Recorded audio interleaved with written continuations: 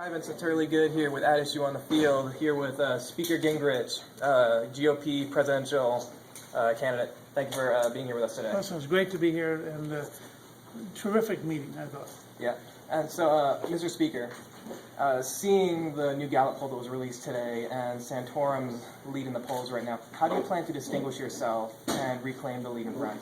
Well, I'm going to focus on positive ideas like an American energy plan, getting back to $2.50 a gallon gasoline, a jobs program, talking about specific things that make people's lives better, and be patient. I went through a period where Rick Perry was way ahead, and there was a period where Herman Cain was way ahead. This is the wildest ride I've ever seen. Yeah.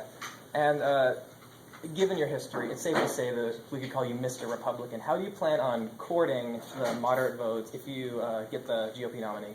Well, take, for example, my energy plan.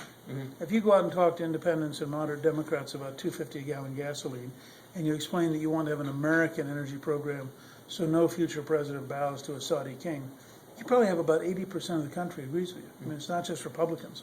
And so when we ran the 1994 Contract with America campaign, we appealed to independents and Democrats as well as Republicans. We got the largest one-party increase of any time in American history in an off-year election, 9 million extra votes.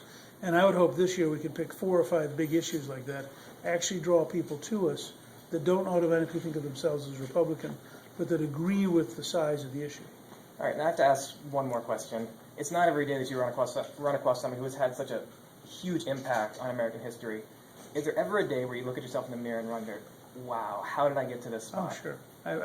The day I was going to be sworn in as Speaker, I went out and stood on the balcony at the Capitol. I looked down the mall and I thought, my dad was a career soldier, retired in 27 years in the infantry. And I thought, for a kid who had no money, no background, no power structure, it was such a great honor to be allowed to serve the country.